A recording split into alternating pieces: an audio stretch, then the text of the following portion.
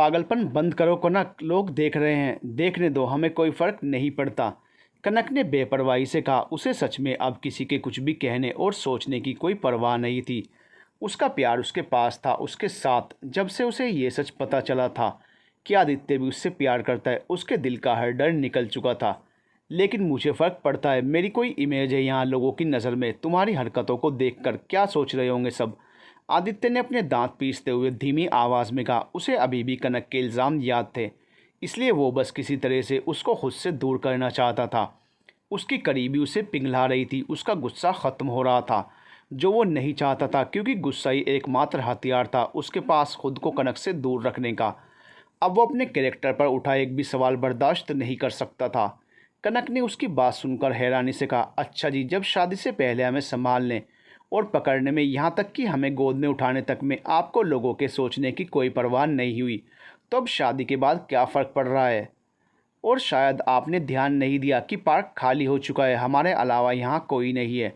अब कनक ने कहा तो आदित्य ने अपने आसपास नज़र दौड़ाई। बारिश तेज़ हो चुकी थी, जिसकी वजह से पार्क खाली हो चुका था। सिर्फ वो दोनों ही वहाँ बचे थे। अब तक आदित्य का इस पर ध्यान ही नहीं गया था, और अगर कोई देख भी लेगा तो यही सोचेगा कि बहुत प्यार है इन दोनों में, तभी तो इतनी बारिश में भी एक दूसरे में खोए हुए हैं।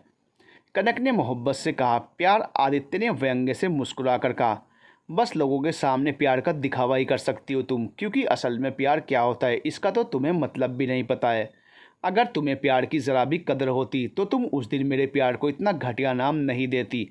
आदित्य की ज़ुबान पर आखिर दिल की तकलीफ़ आ ही गई थी, वो बात जो कई दिनों से उसे अंदर ही अंदर खाए जा रही थी। उसकी बात सुनकर कनक ने उसकी तरफ देखा तो नज़रें पहले से ही उसकी ओर देख रहे आदित्य की नज़रों से टकरा गई। आदित्य ने उसकी नज़रों में अजीब से जज्बात देखे थे, चाहत के, दुख के, पछतावे के या फिर शर्म के। ये वो समझ ही नहीं पाया। वो उसकी आंखें पढ़ने की कोशिश कर रहा था। तभी अचानक से कनक ने उसके होठों पर अपने होठ रख दिए। आदित्य जम सा गया। अचानक कनक की इस हरकत पर उसका दिल एक पल को धड़कना ही भूल गया। उसका दिमाग ब्लॉक हो गया था। आज कनक उसे शौक पर शौक दिए जा रही थी। उसे उसका बिहेवियर कुछ भी समझ नहीं आ रहा था। अचानक से उसे क्या हो गया था? क्यों कर रही थी वो ये सब? कनक उससे अलग हुई और उसके चेहरे को अपनी हथेलियों में थाम कर कहा।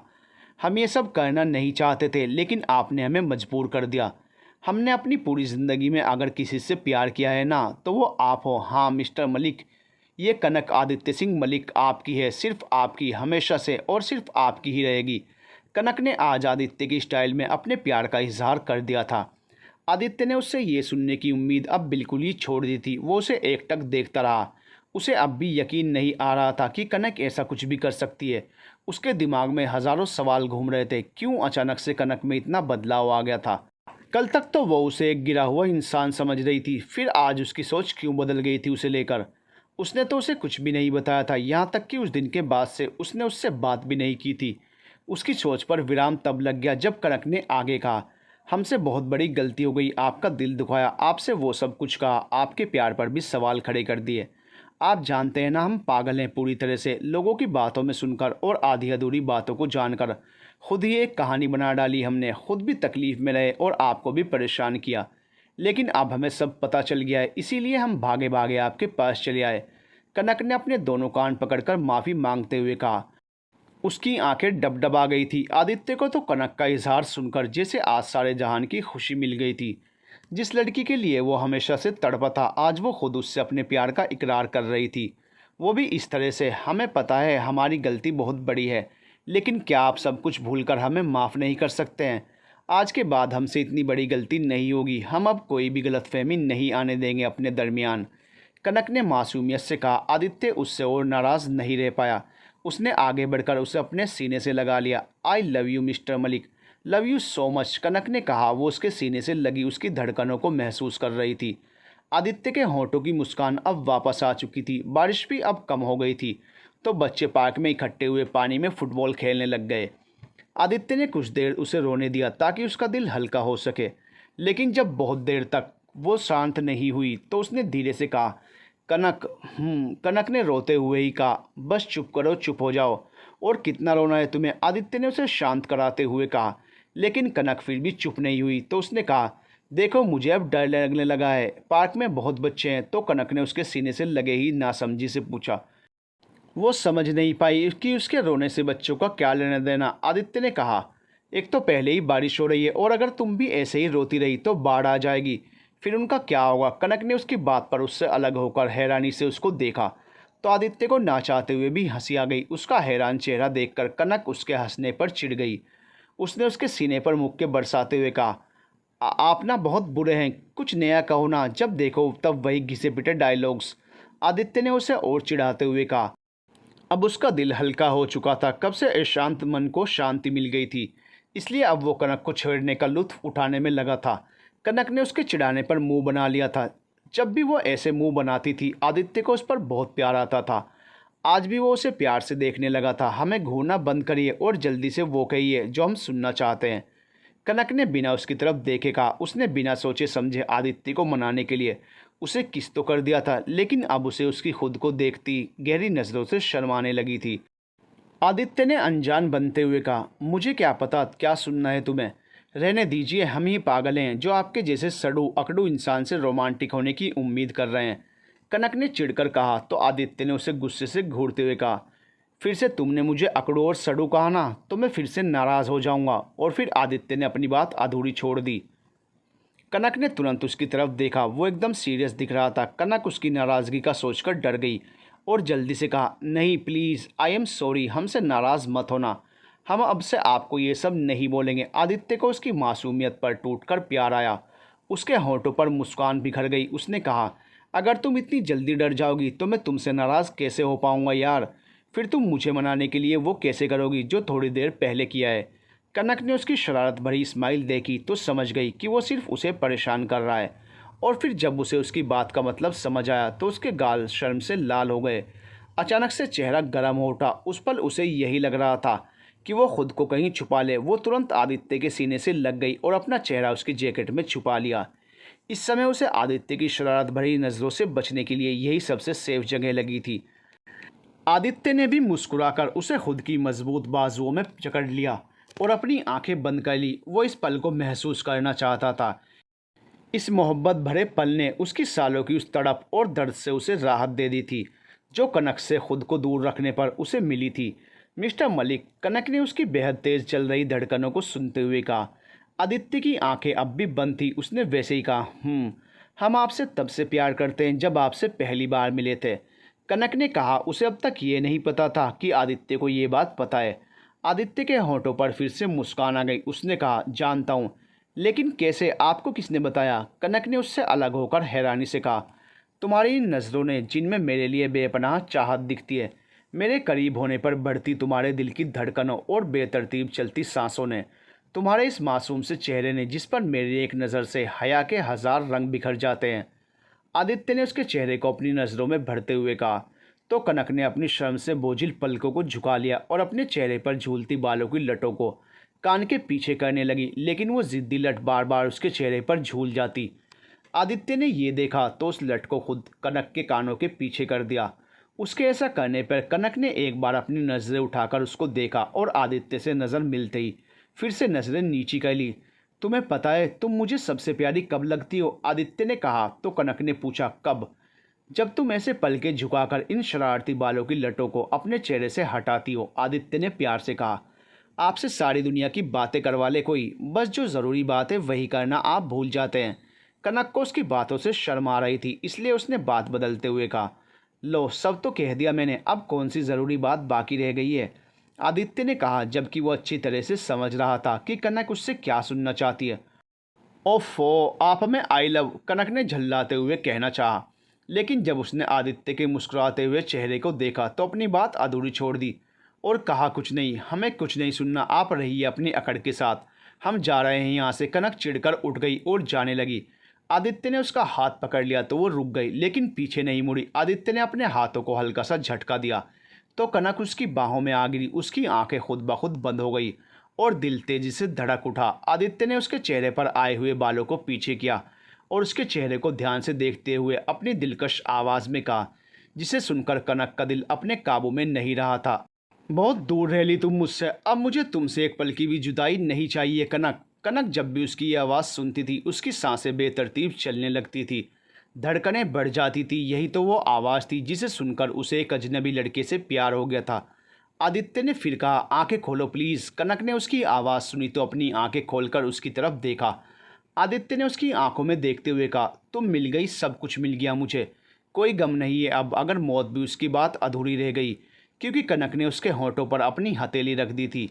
आदित्य ने उसकी तरफ देखा। कनक की आंखों में नमी आ चुकी थी। उसने धीरे से कहा, प्लीज़ मिस्टर मलिक, ऐसी बातें ना करिए, हमें भी अब जुदाई नहीं, आपका साथ चाहिए, वो भी अपनी पूरी ज़िंदगी के लिए। आई एम सॉरी, मैं तुम्हें रुलाना नहीं चाहता था। आदित्य ने उसके आंसू पोंछते हुए कहा। उसे खुद पर गुस्सा आने लगा था क्योंकि उसकी वजह से कनक की आंखों में फिर से आंसू थे।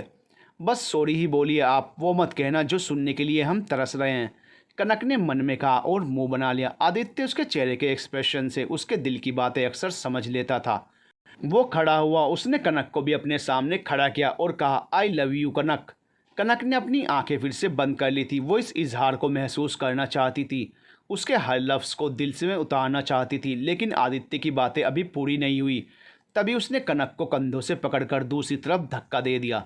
कनक अचानक से हुए इस इंसिडेंट से घबरा गई थी। तभी कहीं पास से ही एक तेज़ आवाज़ आई और पार्क में अफरा तफरी का माहौल बन गया। कनक को पहले तो कुछ समझ नहीं आया, लेकिन जैसे ही उसे आदित्य का ख्याल आया, वो जल्दी से उठी और आदित्य के गले लग गई। आदित्य ने पूछा, तुम ठीक तो हो ना? हाँ, हम ठीक हैं, आप ठीक है ना मिस्टर मलिक? कनक ने घबराई आवाज़ में पूछा। तभी उसे आदित्य की पीठ पर कुछ गीला सा महसूस हुआ। उसने अपना वो हाथ आगे करते हुए कहा, मिस्टर मलिक, ये आपकी पीठ पर क्या? उसके आगे के शब्द उसके मुंह में ही रह गए। आंखें डर से फैल गई थी। उसने आदित्य की तरफ देखा जो अब धीरे धीरे उसकी पकड़ से छूटकर नीचे गिर रहा था। मिस्टर मलिक, नहीं, क्या हो गया आपको? कनक ने चिल्लाते हुए कहा।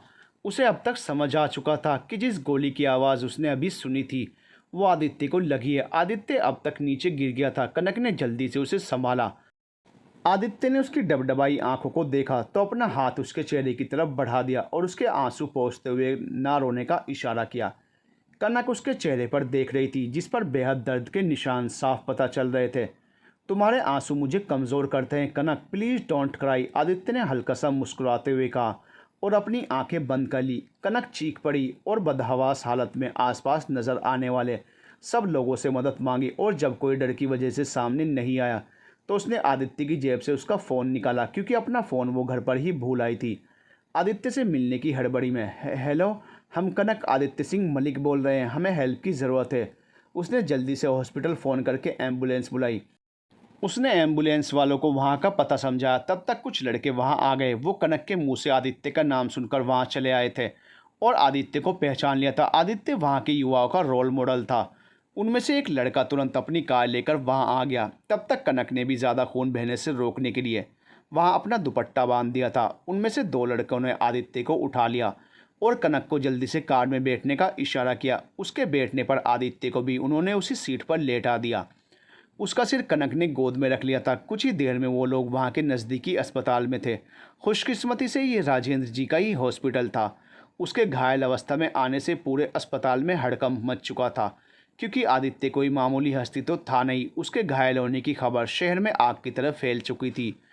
अब तक सभी घरवाले भी वहाँ आ चुके थे, सिर्फ वंदना और विक्रम को छोड़कर। वो दोनों घर पर अनुराग जी के पास थे जिन्हें अभी इस बारे में कुछ भी नहीं पता था क्योंकि अभी कुछ दिन पहले ही उन्हें दूसरी बार हार्ट अटैक आया था और आदित्य के बारे में बताकर कोई उनकी ज़िंदगी का रिस्क नहीं लेना चाहता था। सब बुरी तरह से डरे और सहमे हुए थे। आदित्य सबके लिए बहुत खास था। यह कहना गलत नहीं होगा कि उसमें सबकी जान बसती थी। वो लड़के अब भी वहाँ मौजूद थे और नील और ललित के साथ मिलकर सबको संभालने की कोशिश कर रहे थे। कनक को तो जैसे अपना होश ही नहीं था। वो किसी पत्थर की तरह बैठी थी। उसकी आंखों के सामने अब भी वही खौफनाक मंजर घूम रहा था जब आदित्य को गोली लगी थी। जब उसे आदित्य की बंद होती आंखें याद आती तो उसकी रूह तक कांप जाती और एक दर्द की लहर पूरे जिस्म में दौड़ जाती, मानो वो गोली आदित्य को ना लगकर उसे लगी हो। अभी कुछ देर पहले ही तो वो दोनों एक दूसरे के साथ कितने खुश थे। आदित्य के सीने से लगकर उसे कितना सुकून मिला था और अचानक से ये सब क्या हो गया। उसे याद आया जब आदित्य ने कहा था कि तुम मिल गई, सब मिल गया मुझे, अब गम नहीं है अगर मौत भी आ जाए तो। उस समय कनक ने उसे चुप करा दिया था। वो सुन भी नहीं पाई थी। वो सब अब उसे इस हालात में देखकर वो कैसे बर्दाश्त कर पा रही थी, उसे खुद भी समझ नहीं आ रहा था। जब दिल का दर्द उससे सहा नहीं गया तो आखिरकार वो चीख पड़ी। अनिरुद्ध जी ने तुरंत उसे अपने सीने से लगा लिया और चुप कराने लगे। उसकी हालत देखकर पहले से ही रो रही दीपिका जी, शीतल जी और अंजलि और ज़्यादा रोने लगी थी। तकलीफ सबको बहुत थी, लेकिन कनक का दुख सबसे बड़ा था, इसका एहसास सबको था। आज ही तो उनकी ज़िंदगी में छाए गलतफहमी के बादल हटे थे, आज ही तो दोनों की नाराज़गी दूर हुई थी और आज ही ये सब हो गया था। पता नहीं किस्मत उनके और कितने इम्तिहान लेना चाहती थी। क्यों बार बार उनके नसीब में ये जुदाई के लम्हे आ जाते थे? क्या लिखा था आखिर उनकी किस्मत में, ये किसी को भी नहीं पता था। तभी ओटी का दरवाज़ा खुला और राजेंद्र जी हड़बड़ी में बाहर निकले तो सब उनकी तरफ दौड़ आए। क्या हुआ, कैसी हालत है हमारे बेटे की? सबसे पहले अनिरुद्ध जी ने पूछा। राजेंद्र जी ने नम आंखों से उनकी तरफ देखा और हताश स्वर में कहा, अभी कुछ नहीं कह सकते भाई साहब, सिचुएशन बहुत क्रिटिकल है। गोली तो उनके शरीर में लगते बाहर निकल गई थी, लेकिन सबसे बड़ी परेशानी यह है कि उनके दिल के बेहद पास से होकर निकली है। पहले ही उनके दिल की हालत ठीक नहीं थी, अब दोबारा गोली लगने से हालात और ख़राब हो चुके हैं। दोबारा गोली? शीतल जी ने राजेंद्र जी से हैरानी से पूछा तो राजेंद्र जी ने उन सब की तरफ देखा। सबकी आंखों में यही सवाल था। डैड, मॉम, आदि जब ट्रेनिंग पर था, नील ने राजेंद्र जी को उलझन में देखा तो खुद ही कहना शुरू कर दिया।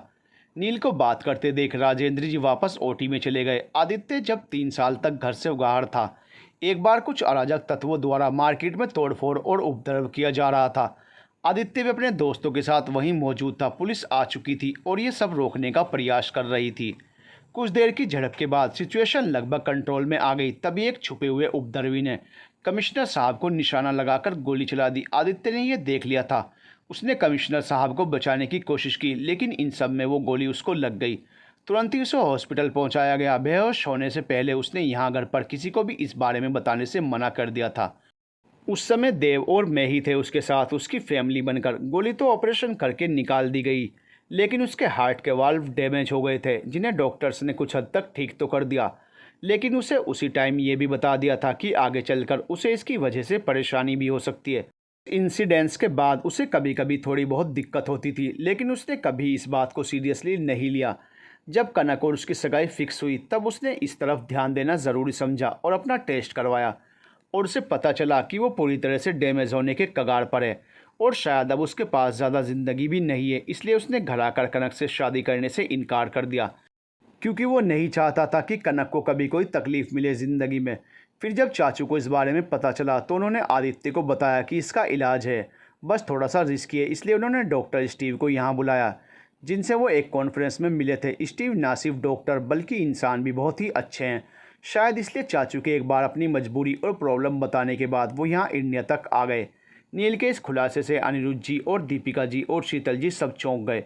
दीपिका जी और शीतल जी फूट फूट कर रोने लगी और अनिरुद्ध जी को अब अपनी ज़्यादती का एहसास हुआ। कनक से सगाई के इनकार की बिना कोई वजह जाने उन्होंने आदित्य से 2 सालों तक बात भी नहीं की और बात बात पर उसे ताने और उल्हाना दिया था। उस सब को सोचकर उनका दिल भर आया। वहीं पास में बैठी कनक ने भी ये सब सुना था। कितनी गहरी और बेपनाह मोहब्बत थी उस शख्स की। खुद सबकी बातें सुन ली और सारा इल्ज़ाम बर्दाश्त कर लिया, लेकिन उसे एक भनक भी नहीं लगने दी कि जिस इंसान को वो पत्थर दिल समझती है, वो तो अपने दिल में उसके लिए बेशुमार चाहत सजाए बैठा है। महलों का वो शहज़ादा जिसके आगे पीछे हज़ारों लड़कियों की लाइन थी, उसने उसके जैसी एक मामूली सी लड़की से इस कदर मोहब्बत की थी। वो लड़की जो उसके घर में उन लोगों की मेहरबानी पर अपने सपने पूरे करने का प्रयास कर रही थी। हाँ, मेहरबानी तो थी उन लोगों की जो उसके जैसी अनाथ लड़की को इतना प्यार दिया था, जिसके घर वालों ने भी उसे ठुकरा दिया था। सगाई टूटने के बाद कनक ने भी तो उसके साथ कितना बुरा बर्ताव किया था, यहाँ तक कि उसकी उस पाक मोहब्बत पर भी इल्ज़ाम लगा दिया था। उसका दिल भर आया ये सब सोचकर। एक नर्स ने आकर अंजलि से कुछ बात की तो अंजलि किसी का नंबर ट्राई करने लगी। उसकी बेचैनी देखकर अनिरुद्ध जी ने उससे पूछा, आप किसको फ़ोन लगा रही हैं? कोई परेशानी की बात तो नहीं है ना? डेड डॉक्टर स्टीव को, वो इस केस में स्पेशलिस्ट हैं। वो बहुत देर पहले ही यहाँ के लिए निकले हैं, लेकिन अभी तक पहुँचे नहीं हैं और उनका फ़ोन भी नहीं लग रहा है। भाई का केस उनको ही हैंडल करना है, इसी के लिए तो वो इंडिया आए हैं। अंजलि ने परेशानी भरे लहजे में कहा। उसकी बात सुनकर सब और परेशान हो गए। नील ने कहा, तुम मुझे उनके होटल का एड्रेस दो, मैं उस तरफ जाता हूँ, शायद रास्ते में मिल जाएं। अंजलि ने हाँ में सर हिलाया और उसे एड्रेस समझा दिया तो नील तेज़ी से वहाँ से निकल गया। आई होप वो जल्दी से यहाँ आ जाएं। यहाँ सिर्फ 2 ही हार्ट सर्जन हैं, जिनमें से एक छुट्टियों पर देश से बाहर है और दूसरा। अंजलि ने कनक की तरफ इशारा किया और खामोश हो गई। अब सब और भी परेशान हो गए थे ये सुनकर, क्योंकि ऑपरेशन में 2 डॉक्टर्स की ज़रूरत थी, जिनमें से एक देश में ही मौजूद नहीं था और दूसरी कनक। उसकी कंडीशन ऐसी नहीं थी कि वो कुछ भी कर पाए। वैसे भी कितना भी अच्छे से अच्छा डॉक्टर हो, जब बात अपनी फैमिली की हो तो वो कमज़ोर पड़ ही जाता है। यहाँ तो सवाल उसके पति का था। तभी अंजलि के पास नील की कॉल आई कि डॉक्टर स्टीव से उसकी मुलाकात हो गई है, लेकिन वो लोग ट्रैफिक में फंसे हुए हैं और कोशिश कर रहे हैं जल्द से जल्द वहाँ पहुँचने की। हम इतनी देर वेट नहीं कर सकते, थोड़ी देरी भी आदित्य की लाइफ का रिस्क बढ़ा सकती है। मैं ये ऑपरेशन शुरू करने जा रहा हूँ, राजेंद्र जी ने कहा। उन्होंने अंजलि की फ़ोन पर बात सुन ली थी। वो अंदर जाने लगे, तभी कनक ने कहा, चाचू हम भी आपको असिस्ट करेंगे। लेकिन आप कैसे बेटा? राजेंद्र जी ने असमंजस से पूछा। उन्हें पता था कि कनक की मेंटल कंडीशन अभी ठीक नहीं है। चाचू हम एक डॉक्टर हैं, हर सिचुएशन के लिए रेडी रहना हमारा फ़र्ज़ है। फिर यहाँ तो बात हमारे फ़र्ज़ के साथ साथ हमारे प्यार की भी है। यहाँ हम कैसे पीछे रह सकते हैं? कनक ने मजबूत लहजे में कहा। उसकी आवाज़ में आत्मविश्वास झलक रहा था, जिसे देखकर राजेंद्र जी ने उसे अंदर ऑपरेशन थिएटर में आने की परमिशन दे दी। कनक ने दीपिका जी और शीतल जी के पैर छूकर आशीर्वाद लिया और बोली, माँ, चाची माँ, हमें आशीर्वाद दीजिए, हमें अभी इसकी बहुत ज़रूरत है। जाओ बेटा, अपने पति और हमारे बेटे को सही सलामत वापस ले आओ, शीतल जी ने उसके गाल छूते हुए कहा।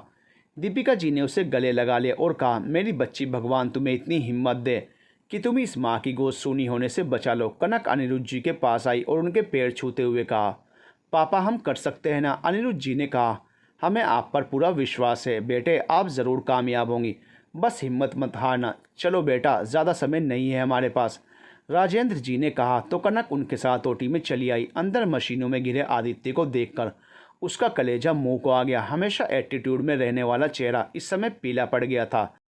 उसकी अब तक जमा की गई सारी हिम्मत टूटने लगी। लेकिन जब उसे अनिरुद्ध जी और दीपिका जी की बातें और आदित्य का हंसता मुस्कुराता चेहरा याद आया, तो उसने बाकी हर ख्याल को झटक दिया, क्योंकि उसे किसी भी हाल में अपने पति को ठीक करना ही था। अंदर जहां राजेंद्र जी और कनक आदित्य की जिंदगी के लिए लड़ रहे थे, वहीं बाहर खड़े लोग भगवान से प्रार्थनाओं और दुआओं में लगे थे। सबके लिए ये एक इम्तिहान की घड़ी थी। करीब 4 घंटों के बाद एक बार फिर ऑपरेशन थिएटर का दरवाज़ा खुला और राजेंद्र जी थके कदमों से बाहर आए। उनके साथ ही डॉक्टर स्टीव भी थे, जिन्होंने ऑपरेशन शुरू होने के 1 घंटे बाद ही उन लोगों को ज्वाइन कर लिया था। क्या हुआ? हर परिस्थिति में मजबूत बने रहने वाले अनिरुद्ध जी ने डर और घबराहट की वजह से कांपती अपनी आवाज़ में पूछा। तो राजेंद्र जी तेजी से उनके गले लग गए और रो पड़े। सबने उन्हें इस तरह रोते देखा तो किसी अनहोनी की आशंका से सबका कलेजा कांप उठा और जैसे सांस ही अटक गई। राजेंद्र, सब ठीक तो है ना? अनिरुद्ध जी ने फिर पूछा।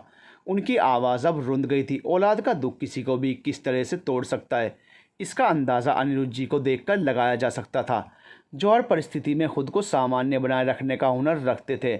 उनके चेहरे को देखकर कोई भी उनके मन के भावों का अंदाज़ा नहीं लगा सकता था। आदित्य को भी ये हुनर उन्हीं से मिला था। वहीं अनिरुद्ध जी इस समय बेहद टूटे हुए नजर आ रहे थे। Mister Malik, he is fine now and out of danger. Doctor Steve ने सबको दुखी देखा तो खुद ही कह दिया, क्योंकि राजेंद्र जी रोने की वजह से कुछ भी बोलने की स्थिति में नज़र नहीं आ रहे थे। जब सबने उनकी बात सुनी तो सबकी अटकी हुई सांसें जैसे बहाल हो गई और उनकी जान में जान आई। अब सबको पता चला कि राजेंद्र जी दुख की वजह से नहीं, बल्कि खुशी की वजह से इस तरह इमोशनल हो गए थे। अब तक सबसे ज़्यादा उन्होंने ही हिम्मत रखी थी। सबने अपना दुख जता दिया था और एक दूसरे से कहकर कुछ हद तक दिल हल्का कर लिया था, लेकिन वो एक डॉक्टर की जिम्मेदारी की वजह से ऐसा नहीं कर पाए थे। अब जब सब ठीक हो गया था तो वो खुद को नहीं संभाल पाए और रो पड़े। शीतल जी खुश होकर दीपिका जी के गले लग गई और अंजलि नील के। ललित ने भी तुरंत विक्रम को फ़ोन करके ये खुशखबरी दे दी। फ़ोन पर बात करते समय उसकी नज़र आरोही पर गई, जिसके मुरझाए चेहरे पर भी अब राहत झलक रही थी। वो उसकी तरफ बढ़ गया। अब तो खुश हो ना तुम? आदि अब खतरे से बाहर है, ललित ने उसके सामने खड़े होकर उसके चेहरे को देखते हुए पूछा। तो आरोही उठकर ललित के गले लगकर रोने लगी। ललित हैरान रह गया उसे खुद के गले लगे देखकर। उसकी धड़कनें बेहद तेज़ी से धड़कने लगी थी। कुछ देर तक स्टेचू बने रहने के बाद आखिरकार उसने भी अपना एक हाथ आरोही की पीठ पर रख लिया और दूसरे हाथ से उसके बालों को सहलाने लगा।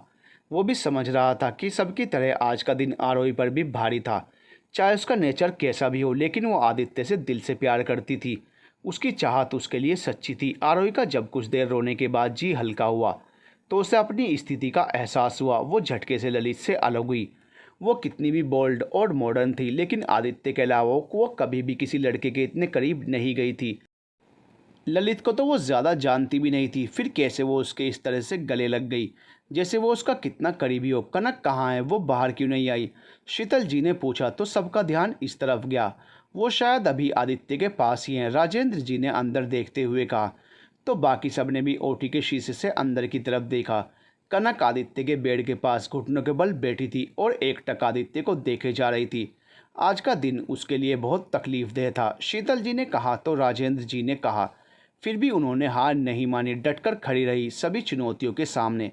एक पल को मैं भी डर गया था, लेकिन वो बहुत बहादुर है, उसने हार नहीं मानी।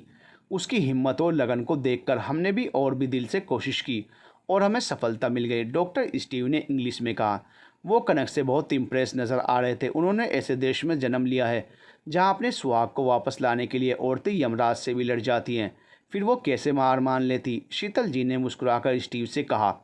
तो स्टीव को उनकी बात कुछ खास समझ नहीं आई, तो राजेंद्र जी ने उन्हें सावित्री और यमराज की स्टोरी सुनाई। इस बार उनके चेहरे पर मुस्कान आ गई। जितना अद्भुत ये देश है, उतने ही यहाँ के लोग। मैं इंडियन कल्चर को जितना भी जानता हूँ, इतना ही इससे प्रभावित होता जाता हूँ, स्टीव ने कहा तो सब मुस्कुरा उठे।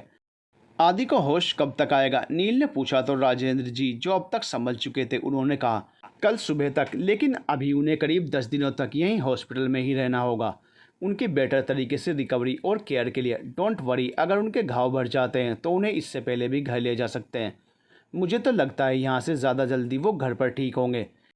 इतना प्यार करने वाली वाइफ की देखरेख में, डॉक्टर स्टीव ने मुस्कुराकर कहा। डॉक्टर स्टीव को राजेंद्र जी हॉस्पिटल में ही बने वीआईपी रूम में ले गए। ये रूम पेशेंट के साथ आए उनके रिलेटिव्स के लिए स्पेशली बनवाया गया था। स्टीव आज रात यहीं रुकने वाले थे। आदित्य की सर्जरी तो बहुत अच्छे से हो गई थी, लेकिन वो उसके होश में आने के बाद उसका पूरी तरह चेकअप करके ही वापस इटली के लिए निकलना चाहते थे। कनक ने अपना सर उठाया और आदित्य के पास घुटनों पर ही बैठकर उसका चेहरा देखने लगी। जल्दी से उठ जाइए मिस्टर मलिक, आप एटीट्यूड और एंगर दिखाते हुए ही अच्छे लगते हैं, ऐसे खामोश बिल्कुल भी नहीं, कनक ने रोते हुए कहा। आपको हमारी आंखों में आंसू नहीं अच्छे लगते ना? फिर क्यों हमें ऐसे रुलाते रहते हैं? अभी तो हमें आपको बहुत कुछ बताना है, आपके साथ ढेर सारे वादे करने हैं, साथ जीने मरने की कस्में खानी है। कनक उससे ढेर सारी बातें किए जा रही थी। ऐसा लग रहा था जैसे आदित्य उसकी हर बात सुन रहा हो। देखिए, हम आपको कल सुबह तक का वक्त दे रहे हैं, आप जल्दी से होश में आइए और हमें गले लगा लीजिए, वरना हम आपसे कभी भी बात नहीं करेंगे, कनक ने इस बार उसको धमकी देते हुए कहा। फिर धीरे से आदित्य का माथा चूम लिया। वो इस बात से अनजान थी कि बाहर खड़े लोग भी ये सब देख रहे थे और उसकी बातें सुन रहे थे। सबका दिल भर आया था कनक की बातों के पीछे छिपे दर्द को महसूस करके। सुबह के 8 बज रहे थे। सब बेसब्री से आदित्य के होश में आने का वेट कर रहे थे। पूरी रात सबने जागते और प्रार्थना करते हुए गुजार दी थी। राजेंद्र जी आईसीयू से बाहर आए। सबने उनकी तरफ देखा तो उन्होंने किसी के कोई सवाल पूछने से पहले ही कहा, अभी उन्हें होश नहीं आया है, आप सबको कुछ वक्त और वेट करना होगा उनसे मिलने के लिए। लेकिन आपने तो कहा था कि सुबह तक उन्हें होश आ जाएगा। फिर क्या हुआ, कोई परेशानी तो नहीं है ना? दीपिका जी के पूछने पर राजेंद्र जी ने उन्हें समझाया। भाभी डोंट पैनिक, हर पेशेंट इस हालत में अलग अलग रिएक्ट करता है, इसलिए किसी को जल्दी होश आ जाता है और किसी को देर में। फिलहाल वो खतरे से पूरी तरह बाहर हैं, जल्द ही उन्हें होश आ जाएगा। कनक कहाँ है, विक्रम ने पूछा। वो अंजलि के घर जाने के बाद यहाँ आया था। अनिरुद्ध जी उसे एक तरफ देखने का इशारा किया। विक्रम का ध्यान वार्ड के पास ही बने छोटे से मंदिर की तरफ गया तो उसकी आंखें नम हो गई। कनक मंदिर के सामने फर्श पर आंखें बंद किए बैठी हुई थी और लगातार कुछ बुदबुदा रही थी। सारी रात उन्होंने यहाँ बैठकर प्रार्थना की है, 1 मिनट के लिए भी इनका जाप नहीं रुका है। दीपिका जी ने कहा, इन्हीं की हिम्मत और प्रार्थनाओं का असर है कि आज हमारे आदि पर आई इतनी बड़ी बला टल गई है। शीतल जी ने कहा तो दीपिका जी ने उनकी बात पर सहमति जताई। हाँ छोटी, बहुत खुशकिस्मत है आदि जो उन्हें इतना चाहने वाला जीवन साथी मिला है। इसी की वजह से आज आदित्य पर इतनी बड़ी मुसीबत भी आई है। इसकी चाची सही कह रही थी, वास्तव में ये लड़की मनहूस है। सावित्री देवी ने उन दोनों की बात सुनकर चिढ़ते हुए कहा, आप कैसी बातें कर रही हैं माता जी? आज कनक ना होती तो हमारा बेटा भी नहीं होता, उन्होंने जान बचाई है उनकी। अनिरुद्ध जी ने कहा, वो नहीं भी होती तो कोई और डॉक्टर होता, सावित्री देवी ने फिर कहा। तो अनिरुद्ध जी ने उन्हें हाथ दिखाकर बीच में ही रोक दिया और अपने हाथ जोड़कर कहा, हम आपकी बहुत इज्जत करते हैं माता जी, और अपनी बहू से बहुत प्यार, इसलिए आप कुछ भी उल्टा सीधा बोलकर हमें आप पर गुस्सा करने पर मजबूर न करिए प्लीज़, आपसे विनती है ये। उनकी बात पर सावित्री देवी तिलमिलाकर रह गई। वहीं विक्रम, शीतल और दीपिका जी के चेहरे पर संतोष उभर आया। दोपहर के बाद आदित्य को होश आया तो उसने नॉर्मल वार्ड में शिफ्ट कर दिया गया। धीरे धीरे सभी घरवाले उससे मिलने आ चुके थे। बस कनक उसे एक बार दिखी थी, जब वो राजेंद्र जी के साथ उसका चेकअप करने के लिए आई थी। उसे देखकर आदित्य के दिल को सुकून सा मिल गया। सभी घरवालों के चेहरे की मुस्कुराहट भी लौट आई थी। डॉक्टर स्टीव आदित्य के प्रोग्रेस से संतुष्ट होकर वापस इटली के लिए निकल गए थे। आदित्य का बस घाव भरने की देरी थी, बाकी वो पूरी तरह से ठीक था। 2 दिन बाद सब आदित्य के पास बैठे थे और उनकी नज़रें कनक को ढूंढ रही थी। इन 2 दिनों में कनक से उनकी कोई बात नहीं हो पाई थी। हालांकि वो उसका पूरा ख्याल रख रही थी। उसके खाने पीने से लेकर दवाओं तक की जिम्मेदारी कनक ने ही ले रखी थी। लेकिन आदित्य ये नोटिस कर रहा था कि वो जब भी उसके पास आती किसी न किसी के साथ ही रहती। फिर वो चाहे कोई घरवाला हो या मेडिकल स्टाफ, और उससे सिर्फ ज़रूरत की बातें ही करती। जब भी वो उससे कुछ कहना चाहता कोई ना कोई बहाना बनाकर चली जाती। अब भी जब सब बैठे बातें कर रहे थे तो उसकी नज़र की तलाश पूरी हुई। वार्ड में कनक ने कदम रखा। वो उसके लिए सूप लेकर आई थी। आदित्य के होंठों पर मुस्कान आ गई। कनक ने सूप दीपिका जी को पकड़ाया और आदित्य का हेल्थ चार्ट देखने लगी। बस मॉम, हो गया। आदित्य ने 2-4 स्पून पीने के बाद ही दीपिका जी से कहा, अरे इतना जल्दी कैसे हो गया, अभी तो पूरा का पूरा सूप ऐसे ही पड़ा है। दीपिका जी ने उसकी तरफ एक चम्मच सूप बढ़ाते हुए कहा, मॉम, यहाँ के डॉक्टर्स को मुझसे कोई पर्सनल प्रॉब्लम तो नहीं है ना? आदित्य ने एक नज़र कनक की तरफ देखते हुए कहा, हम समझे नहीं। दीपिका जी ने थोड़ी कन्फ्यूज़न में कहा, इनकी वो बेकार दवाइयाँ क्या कम थी कि ऊपर से दलिया और सूप पिलाकर रही सही कसर भी निकाल रहे हैं। एक तो बंदा पहले ही बीमार है, ऊपर से ये सब खा पी कर और बीमार हो जाएगा। आदित्य की बात पर कनक उससे घूरने लगी। दीपिका जी ने कहा, लेकिन ये तो पेशेंट के अच्छे हेल्थ के लिए है ना मॉम, आप बहुत मासूम हैं इसलिए नहीं समझ रही हैं।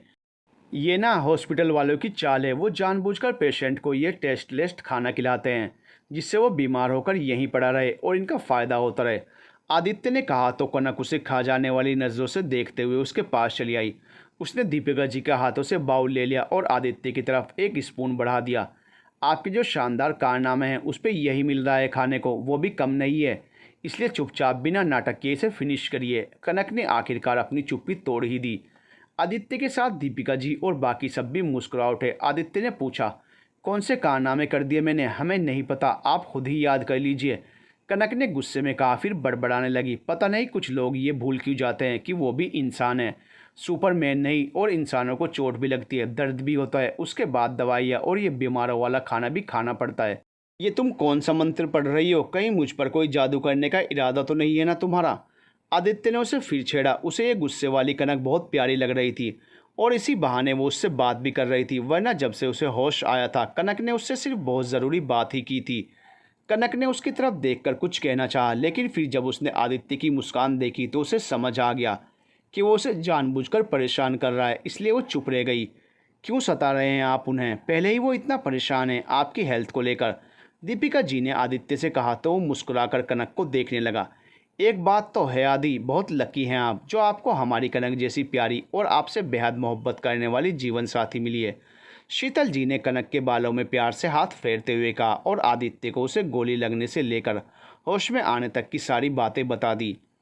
आपकी बात सही है चाची, लेकिन कनक भी कम लकी नहीं है, क्योंकि प्यार तो मेरा यार भी बहुत करता है कनक से, और ये बात उसने कनक के लिए गोली खाकर साबित कर दी है। नील ने आदित्य की साइड ली। आदित्य ने कनक की तरफ देखा जिसकी आंखें भर आई थी। शायद उसे बीते दिनों में जो कुछ हुआ वो याद आ गया था।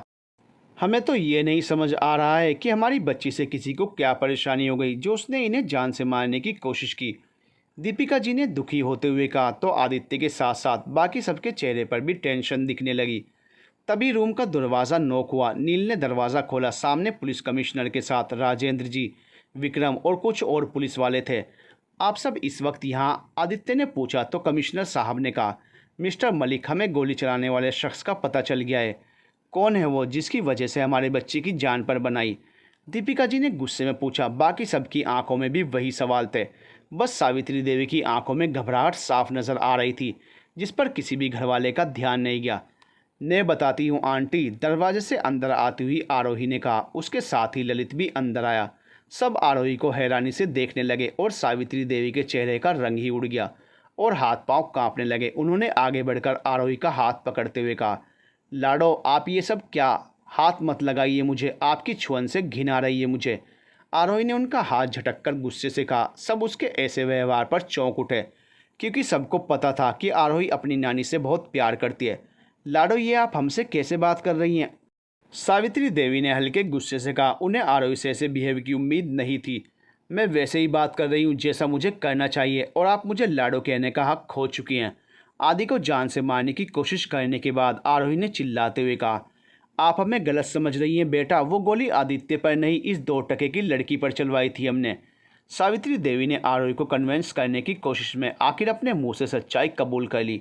सब शॉक्ड थे ये सब सुनकर। सावित्री देवी कनक को पसंद नहीं करती, ये तो सब जानते थे, लेकिन किसी को भी इसका अंदाज़ा तक नहीं था कि वो अपनी नफरत में इतनी अंधी हो जाएंगी कि कनक को जान से मारने की कोशिश करेंगी। कनक को भी समझ नहीं आ रहा था कि आखिर उसने उनका क्या बिगाड़ा था कि वो उसकी दुश्मन बन बैठी थी। सावित्री देवी धम से नीचे बैठ गई। उनका सच सबके सामने आ चुका था। आरोही ने उनकी तरफ देखकर गुस्से और दुख में कहा, कनक को भी क्यों नानी, आप किसी की भी जान कैसे ले सकती हैं? माँ जी, हमने आपको इतना मान सम्मान दिया और आपने हमारी ही बहू को जान से मारना चाहा। क्या बिगाड़ा था हमारी मासूम सी बच्ची ने आपका? दीपिका जी ने गुस्से में कहा। सावित्री देवी हंस पड़ी। नफरत है हमें इस लड़की से। मासूम नहीं है ये, एक नंबर की चालबाज लड़की है, लेकिन अफसोस सिर्फ इतना है कि इसका ये ढोंग सिर्फ हमें दिखाई देता है, आप सबको नहीं। इस 2 टके की लड़की ने आप सबको अपने इशारे पर नचा रखा है और आप सब नाच भी रहे हैं। इसका मलिक मेंशन में ऐसे ही बेचारी बन के आ जाना, फिर अपनी मीठी मीठी बातों में सबको फंसा लेना, ये सब इसकी सोची समझी चाल थी। आखिर इसने जो भी सोचा था सब हासिल कर लिया ना, इस घर की बहू और आदित्य की पत्नी होने का अधिकार। आप सब तो वैसे ही इसके गुणगान में मगन हो, इसलिए आप नफरत करती हैं कनक से इतनी छोटी सी बात पर। शीतल जी ने कहा, छोटी बात नहीं है ये, नहीं है ये छोटी बात। सावित्री देवी चीख पड़ी तो कनक ने सहम कर आदित्य का हाथ पकड़ लिया। इसकी वजह से हमारी लाडो को उनकी बचपन की मोहब्बत नहीं मिल पाई। लाडो को इस घर की बहू बनाने का हमारा सालों का ख्वाब अधूरा रह गया, सावित्री देवी ने कहा, और फिर आरोही की तरफ मुड़ गई। ये सब कुछ हमने आपके लिए किया लाडो, उस दिन हमने सब सुन लिया था, सब कुछ ठीक हो रहा था इनके बीच में। हमने गलतफहमी का जो बीज बोया था उसका फल मिल चुका था। आदित्य ने इस लड़की को डिवोर्स के पेपर साइन करके दिए थे, लेकिन इन लोगों विक्रम, नील और अंजलि की तरफ इशारा करके पता नहीं इस लड़की ने कौन सी घुट्टी पिलाई है कि ये सब इसे उस घर से जाने ही नहीं देना चाहते। इनकी वजह से हमारी सारी मेहनत पर पानी फिर गया। इन्होंने इसकी सारी गलतफहमी को दूर कर दिया। हम उस दिन इसे रास्ते में ही रोकना चाहते थे, लेकिन नील उसे अपने साथ गाड़ी में ले गया, इसलिए मजबूर होकर हमने इस पर गोली चलवाई, जिससे ये कनक नाम का कांटा हमेशा के लिए निकल जाए आपकी ज़िंदगी से। लेकिन मेन टाइम पर आदित्य ने इसे धक्का देकर वो गोली अपने ऊपर ले ली। सावित्री देवी ने सारी कहानी सुना दी। आरोही ने कहा, बहुत गलत किया आपने नानी, मैं मानती हूँ कि मैं भी कनक को पसंद नहीं करती, क्योंकि इसके आने के बाद आदित्य मुझसे दूर हो गया। मैंने बहुत कोशिश की वो आदित्य की ज़िंदगी में ना आए, लेकिन मेरी सारी कोशिशें नाकामयाब हो गई। पता है क्यों? क्योंकि प्यार भले ही मैं भी बहुत करती हूँ आदि से, लेकिन उसके नाम की लकीरें मेरे नहीं कनक के हाथों में हैं। इसलिए लाख मुश्किलों के बाद भी दोनों किस्मत से लड़कर मिल गए। आरोही ने सावित्री देवी के पास नीचे बैठते हुए कहा, आदि की खुशी कनक है, उसकी चाहत कनक है, वो कनक से बेहद प्यार करता है, इसलिए उसने उसके लिए अपनी जान की परवाह भी नहीं की। मुझे इस बात का एहसास हो चुका है। मेरी किस्मत में जो भी लिखा है वो आज नहीं तो कल मुझे भी मिल ही जाएगा। नानी, आप कनक को उससे दूर करके आदि की शादी भले ही मुझसे करवा दें, लेकिन उसे मुझसे प्यार करने पर मजबूर नहीं कर सकती। नानी, प्यार ज़बरदस्ती नहीं होता, मुझे ये बात समझ आ गई है, आप भी समझ जाओ। भले ही आदि मुझसे प्यार नहीं करता, लेकिन अपना दोस्त तो मानता है ना, मैं इसमें भी खुश हूँ। आरोही की बातों को सुनने के बाद भी सावित्री देवी को अपनी गलती पर कोई अफसोस नहीं था। आरोही छोटी होकर सब समझ गई थी, लेकिन उनकी बेवजह नफरत कम नहीं हुई, जिसकी वजह से आज उन्होंने अपना हर रिश्ता और बरसों से कमाया मान सम्मान भी गंवा दिया। कनक उनके पास चली आई। दादी, अगर मेरी वजह से आपको और आरोही को कोई तकलीफ़ हुई हो तो मैं माफ़ी चाहती हूँ, लेकिन मैंने ये सब कुछ जानबूझकर नहीं किया। ये सच है कि मैंने सबका दिल जीतने की कोशिश की, लेकिन सिर्फ सबका प्यार पाने के लिए, दौलत और रुतबा पाने के लिए नहीं। मैं बचपन से ही अपनों के प्यार के लिए तरसी थी, इसलिए यहाँ जब वो मुझे मिला तो मैं उसे गंवाना नहीं चाहती थी। लेकिन मैंने कभी किसी का अधिकार और उसके हिस्से का प्यार छीनने की कोशिश नहीं की। आपने हमेशा मेरे साथ बुरा व्यवहार किया, मुझे जली कटी बातें सुनाई, लेकिन मैंने कभी आपसे कुछ नहीं कहा, पर आज आपने बहुत बड़ी गलती कर दी। बात अगर सिर्फ मेरी होती तो मैं कभी भी आपको कोई सज़ा नहीं होने देती, लेकिन आपकी वजह से एक माँ से उसका बेटा, एक पत्नी से उसका पति दूर हो सकता था। एक औरत सब कुछ बर्दाश्त कर सकती है, लेकिन अपने पति पर आई किसी मुसीबत को नहीं। फिर भी मैं कमिश्नर साहब से रिक्वेस्ट करूंगी, आपको कम से कम सज़ा मिले। पुलिस सावित्री देवी को लेकर चली गई। उनके जाने के बाद आरोही फूट फूट कर रो पड़ी। सबको उसके लिए दुख हो रहा था। दीपिका जी ने उसे अपने गले लगा लिया। कुछ देर रोने के बाद आरोही ने कनक से माफ़ी मांगी तो उसने उसका हाथ थाम लिया। प्लीज़ आरोही, माफ़ी मत मांगो, तुम्हारी कोई गलती नहीं है। तुमने जो कुछ भी किया अपने दिल के हाथों मजबूर होकर, लेकिन आज तुमने सही का साथ देकर अपनी की गई हर गलती का प्रायश्चित कर लिया। मैं तुम्हारी शुक्रगुजार हूँ कि तुमने अपनी नानी के खिलाफ जाकर हमारा साथ दिया है, कनक ने कहा और आरोही को गले लगा लिया। सब मुस्कुरा उठे। अब तो हर परेशानी टल चुकी थी। आदित्य आज सुबह ही घर आया था। हॉस्पिटल के माहौल में रहकर वो ऊब गया था, इसलिए उसने डिस्चार्ज की जिद पकड़ी और घर आ गया। सब उसके पास ही उसे घेरे हुए बैठे थे। आज सब बहुत खुश थे, लेकिन आदित्य की नज़रें बेचैनी से जिसे तलाश रही थी वो कहीं नज़र ही नहीं आ रही थी। सुबह से शाम हो गई थी, लेकिन उसका कहीं पता नहीं था। उसने कई बार किसी न किसी बहाने से उसे बुलाना चाहा, लेकिन उसकी सारी कोशिशें बेकार हो गई। कनक अब भी उसे नहीं दिखाई दी। उसकी दवा और खाना भी शीतल जी और वंदना लेकर आई। आदित्य से जब और नहीं रहा गया तो अंत में उसने पूछ ही लिया, मोम कनक, वो मंदिर गई हैं बेटे। उन्होंने मन्नत मांगी थी कि जब आप घर लौटकर आएंगे तो वो उस दिन व्रत करेंगी और नंगे पाँव मंदिर तक जाएंगी, 1001 बार पूरे मंदिर की परिक्रमा करने के लिए। दीपिका जी ने कहा तो आदित्य के चेहरे के भाव ही बदल गए। उसने कहा, वाट, अब ये क्या नया पागलपन चढ़ा है उसके दिमाग में? आपने उसे रोका क्यों नहीं? बेटा, हमने तो समझाया था, लेकिन उन्होंने किसी की नहीं सुनी, दीपिका जी ने धीरे से कहा। फिर हमने भी नहीं रोका कि ये उसके सुहाग की सलामती के लिए मांगी गई मन्नत है और कोई भी पत्नी इसमें रोक टोक बर्दाश्त नहीं करेगी। शीतल जी ने उसे समझाया। आप सबका दिमाग ख़राब हो चुका है। किसी के जान देने से किसी दूसरे की ज़िंदगी नहीं बचती। कितनी बार समझाऊं ये मैं आपको? आदित्य ने बेड पर से उठते हुए कहा, आप कहाँ जा रहे हैं? डॉक्टर ने कहा था कि अभी आपको ज़्यादा हिलना डुलना नहीं है। विक्रम ने उसे रोकते हुए कहा तो दीपिका जी ने भी उसे समझाया। हाँ बेटे, अभी आपको आराम करना चाहिए। कैसे आराम कर लूँ मॉम, जब मुझे पता है कि मेरी पत्नी भूखी प्यासी है? पता नहीं कैसी होगी वो, आदित्य ने परेशानी भरे लहजे में कहा। वो आ गई है भाई। मैं और नील वहीं थे और उसकी पूजा ख़त्म होते ही हम उसे वापस ले आए। अंजलि ने कमरे में आते हुए कहा, हाँ भाई, मैंने कहा था भाभी जी से कि जल्दी घर चलो, वरना आपका पति आपको ना पाकर वहाँ तहलका मचा देगा। लेकिन इन औरतों ने कभी किसी की सुनी है जो मेरी सुनती? नील ने मुस्कुरा कर कहा। उसकी बात पर आदित्य ने उसे घूर कर देखा तो नील ने अपने दांत दिखा दिया। आदित्य वापस बेड के पास आ गया। कनक अब भी अंदर नहीं आई थी। अंदर आ जाओ, आदित्य ने बेड पर बैठते हुए कहा तो सब हैरानी से उसे देखने लगे। और कितना अंदर आऊँ यार, पहले ही कमरे के अंदर हूँ मैं, नील ने कहा तो आदित्य ने जवाब दिया, मैं तुमसे नहीं कनक से कह रहा हूँ, लेकिन वो तो अभी नीचे ही है। नील ने कहना चाहा तो आदित्य ने उसकी बात ख़त्म होने से पहले ही फिर कहा, अंदर आना है तुम्हें या फिर वहीं गेट कीपर बन के खड़े रहना है? इस बार उसकी आवाज़ में सख्ती थी, जिसे सुनकर दरवाजे के एक साइड में खड़ी कनक धीरे से अंदर आने लगी। कमाल है यार, तुम्हें कैसे पता चला कि वो बाहर ही है? नील ने थोड़ी हैरानी से कहा, क्योंकि उसे सच में यही पता था कि कनक नीचे ही है। उसने उससे और अंजलि से यही कहा था कि वो थोड़ा आराम करके ऊपर आएगी। इसे प्यार कहते हैं मिस्टर, अंजलि ने नील को सुनाते हुए कहा तो नील ने मुंह बनाकर कहा, नहीं, इसकी सूंघने की शक्ति बहुत तेज़ है, वरना प्यार तो सभी करते हैं किसी न किसी से, जैसे मैं तुमसे। उसकी बात पर सबको हंसी आ गई। आदित्य ने उसे पास पड़ा तकिया उठाकर दे मारा। तभी उसकी नज़र कनक पर चली गई, जो अब अंदर आ चुकी थी, जिसका चेहरा धूप की वजह से लाल हो चुका था। वो थोड़ी सुस्त भी नज़र आ रही थी। आदित्य को गुस्सा आने लगा था उसकी हालत देखकर, जिसे सबने नोटिस किया। आदि, कनक की इसमें कोई गलती नहीं है, आप एक बार उसके नज़रिए से देखने की कोशिश करिए। दीपिका जी ने उसे समझाया। बड़ी माँ सही कह रही हैं भाई, विक्रम ने कहा तो आदित्य ने थोड़ी तेज़ आवाज़ में कहा, आप सब कुछ देर के लिए बाहर जाएंगे प्लीज़, मुझे अपनी वाइफ से थोड़ी बात करनी है। सब ने उसकी बात सुनी तो बाहर जाने लगे। कनक ने बेचारगी वाला मुंह बनाकर सबको देखा। दीपिका जी ने प्यार से उसका गाल थपथपाया और बाहर चली गई। नील ने उसे इशारे में बेस्ट ऑफ लक कहा। अंजलि और वंदना उसके गले लग गई।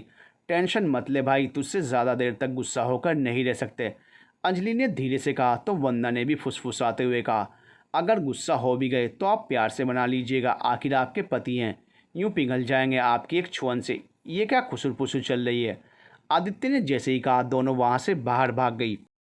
कनक ने धीरे से नज़रें उठाकर आदित्य की तरफ देखा जो गुस्से में उसे घूर रहा था। कनक ने जल्दी से नज़रें झुका ली। आदित्य उसके पास चलाया। मिस्टर मलिक वो हम। कनक ने जैसे ही मुंह खोला आदित्य ने उसके मुंह पर उंगली रखकर उसे चुप करा दिया और उसका हाथ पकड़कर उसे बेड पर बैठा दिया और पास ही रखा अपना दवाइयों का बॉक्स उठा लिया। कनक को कुछ समझ नहीं आ रहा था कि वो करना क्या चाहता है। आदित्य ने बॉक्स में से ऑइंटमेंट निकाल लिया और कनक को पैर ऊपर करने का इशारा किया। कनक ने जब ऐसा किया तो वो उस पर दवा लगाने लगा। कनक हैरान रह गई कि आदित्य को उसके पैरों के छालों का कैसे पता चला। उसकी नज़र अपने पति पर थी जो खुद तो अभी अभी इतनी बड़ी सर्जरी से उठा था और उसके पैरों के छोटे से जख्म पर इतना तड़प गया था। उसकी इस बेपनाह मोहब्बत पर कनक के होंठों पर मुस्कान आ गई। ज़्यादा दांत दिखाने की ज़रूरत नहीं है, अभी मैं भूला नहीं हूँ जो आज तुमने किया है, आदित्य ने बिना देखे कहा तो कनक की मुस्कान और बढ़ गई। क्या किया है हमने? कनक ने अनजान बनते हुए कहा। पागलपन, आदित्य ने उसकी तरफ घूरते हुए कहा तो कनक ने पूछा, आपसे भी बड़ा मैंने कौन सा पागलपन कर दिया? आदित्य ने हैरान होते हुए कहा। ओह, किसी की और आती गोली को खुद के सीने पर खाना कहाँ की समझदारी है, कनक ने कहा तो आदित्य ने झल्लाते हुए कहा, मैंने जो कुछ भी किया वो अपनी पत्नी के लिए किया और मैंने अपने पति के लिए, कनक ने मुस्कुरा कर कहा तो आदित्य को कोई जवाब नहीं सूझा। कनक ने उसे अपनी बातों में फंसा लिया था। आदित्य कनक पर नाराज़ था लेकिन कनक को पता था कि उसे कैसे मनाया जाए। आदित्य ने उसके पैरों पर ऑइंटमेंट लगाया। उसकी नज़रें भले ही कनक के पैरों पर थी लेकिन उसे कनक की नज़रों के खुद पर होने का आभास था। उसने अपना काम ख़त्म कर अपनी नज़रें उठाकर उसको देखा। वो अब भी उसे देख ही रही थी। बोला ना मैंने, ये दांत दिखाना बंद करो, मैं गुस्सा हूँ तुमसे। आदित्य को उसकी नज़रों से थोड़ी नर्वसनेस हो रही थी इसलिए उसने गंभीर शक्ल बनाकर नाराज़ होने का नाटक किया। लेकिन कनक की ना तो मुस्कान गुम हुई और ना ही उसने अपनी नज़रें हटाई। तुम सुन भी रही हो मैं क्या बोल रहा हूँ? ये तुम्हें इतनी हंसी क्यों आ रही है? हाँ, कोई जोक सुनाया है मैंने तुम्हें? आदित्य ने झल्लाते हुए कहा। आज तो इस पर फिर से महादेव सवार हैं। बेचारी कनक, भगवान ही बचा सकते हैं उसे। बाहर खड़े नील ने अंदर झांकते हुए कहा। दरअसल नील, अंजलि और विक्रम वंदना नीचे ना जाकर दरवाजे पर ही खड़े थे। उन्हें डर था कि कहीं आदित्य गुस्से में कनक को हर्ट ना कर दे और फिर से उनके बीच में प्रॉब्लम ना हो जाए, इसलिए वो वहीं रुके हुए थे ताकि सिचुएशन ख़राब होने से पहले ही वो लोग उसे संभाल लें। हम हंस नहीं रहे हैं, मुस्कुरा रहे हैं, कनक ने कहा तो आदित्य ने उसे घूरा। क्या फ़र्क है दोनों में? बहुत फ़र्क है मिस्टर मलिक, हंसते ऐसे हैं और मुस्कुराते ऐसे, कनक ने हंसने और मुस्कुराने की एक्टिंग करते हुए कहा तो बाहर खड़े सबको हंसी आ गई। नील ने अंजलि से कहा, इसने मंदिर में भांग वांग तो नहीं खा ली ना? कैसी बातें कर रही है, उसका आज निर्जला व्रत है और आप चुप करेंगे थोड़ी देर? अंजलि ने कहा तो सब फिर से अंदर देखने लगे। तो आप ये बताने का कष्ट करेंगे कि आप मुस्कुरा क्यों रही हैं? आदित्य ने घूरते हुए कहा। क्योंकि हम बहुत खुश हैं, कनक ने जवाब दिया। और वो किस खुशी में? ये आपको अपने पैरों के जख्म इतने अच्छे लग रहे हैं, आदित्य ने व्यंग्य से कहा। उसे पहले ही कनक की हालत पर गुस्सा आ रहा था। उस पर कनक उल्टी सीधे बातें करके उसकी चिढ़ बढ़ा रही थी। कनक ने उसकी बात पर अपना सिर इनकार में हिला दिया। नहीं, क्योंकि हमारे पास दुनिया के सबसे केयरिंग हस्बैंड हैं, उसने इतने प्यार से कहा तो आदित्य उसके चेहरे से अपनी नज़रें ही नहीं हटा पाया। लगता है कनक अब भाई को मना लेगी, हम चलते हैं यहाँ से। अंजलि ने सबको वहाँ से चलने के लिए कहा। To be continued.